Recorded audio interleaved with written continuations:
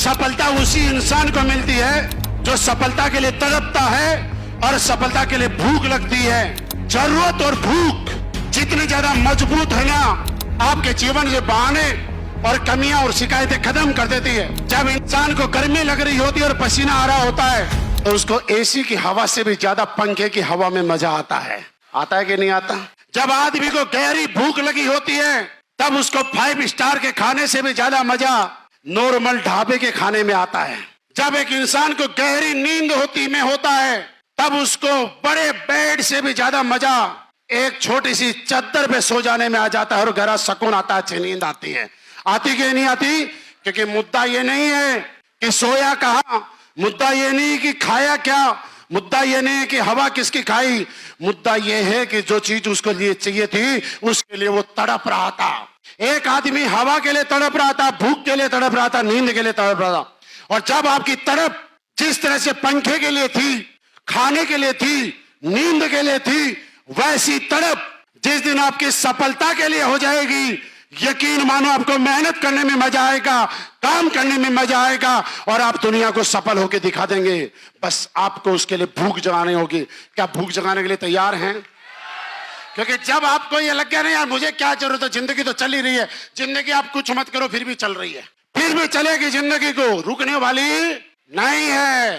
क्योंकि आपको ये सोचना पड़ेगा आखिर कब तक दुनिया को दोष देते रहोगे कि हम गरीब पैदा हुए, हम गरीब पैदा हुए। मेरे दोस्त, भगवान को धन्यवाद देना कि आपको गरीब और मिडिल क्लास परिवार में पैदा किया। क्योंकि गरीब और मिडिल क्लास परिवार में जन्मा हर बच्चा कभी भी मेहनत करके अमीर बन सकता है और अपना नाम रोशन कर सकता है। लेकिन अमीर घर में पैदा हुआ बच्चा जब पहले से ही अमीर है तो अमीर बन के अपना नाम रोशन नहीं कर सकता। यह सौभाग्य सिर्फ गरीब और मिडिल क्लास लोगों को मिलता है और भगवान को धन्यवाद दो, हम उसी कैटेगरी में आते हैं। इसलिए यह नहीं सोचना इसके बाद कि मेरे पापा ने कुछ नहीं किया, मेरे परिवार ने कुछ नहीं किया, खानदान ने कुछ नहीं किया। हो सकता है आपके पापा को मौका नहीं मिला, हो सकता है आपके दादा को मौका नहीं मिला, लेकिन आज आपको मौका मिला है। आपके पापा को प्राउड होना चाहिए, मेरे पैदा किए हुए बच्चे ने कुछ करके दिखा दिया। आपके दादा को प्राउड होना चाहिए कि वास्तव में मेरे पोते ने कुछ करके दिखाया। दोस्त कि असली बेस वेलनेस आपको मिल गया है। जीवन में इतना काम तो जरूर करना कि आपके मम्मी पापा, आपकी वाइफ, आपके बच्चे जब किसी मंदिर में गुरुद्वारे में जाके माथा टेके तो अगले जन्म में आपको ही मांगे।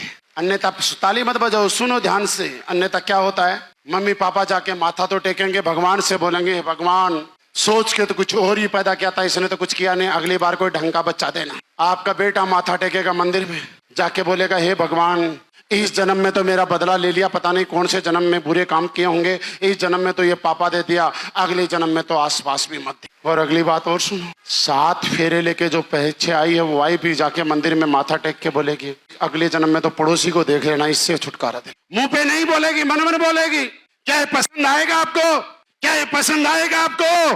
तो इसके लिए मेहनत करनी पड़ेगी, घर से निकलना पड़ेगा, दिन रात प्लान देना पड़ेगा, लोगों की ना सुननी पड़ेगी, लोगों के नकारेंगे और उसको स्वीकार करना पड़ेगा।